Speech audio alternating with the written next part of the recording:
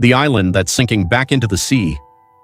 The most expensive island on Earth is disappearing, not in a headline, not overnight, slowly, quietly, millimeter by millimeter.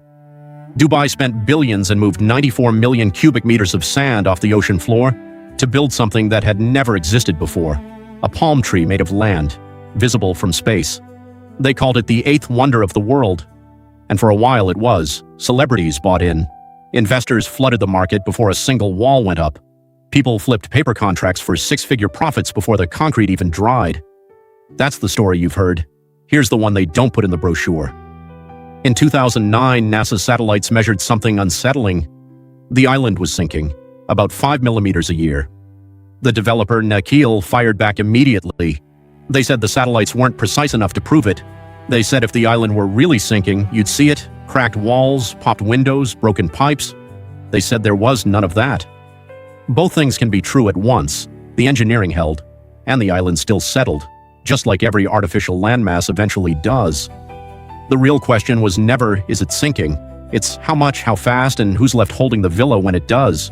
Because here's what's harder to dispute. The shape that made the island famous, the palm itself, may be the same shape working against it. The crescent breakwater was built to protect the island from the Gulf's currents, barely 2 meters high in places, but it also disrupted the natural water flow the whole ecosystem depended on. Dubai's coastline already loses an estimated 10 to 15,000 cubic meters of sand every year to erosion. Building a palm-shaped obstacle in the middle of that flow didn't help.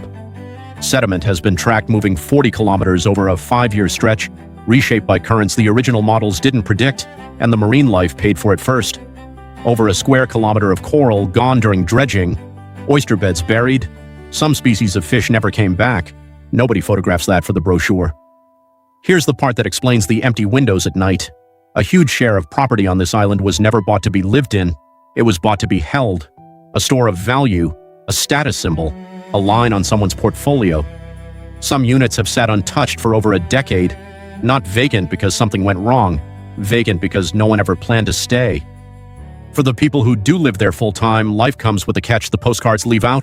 One road on, one road off, one accident and the whole island holds its breath in traffic.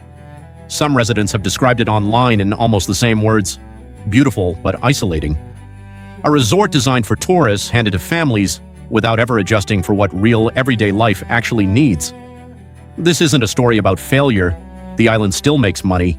Tourists still fly in by the millions.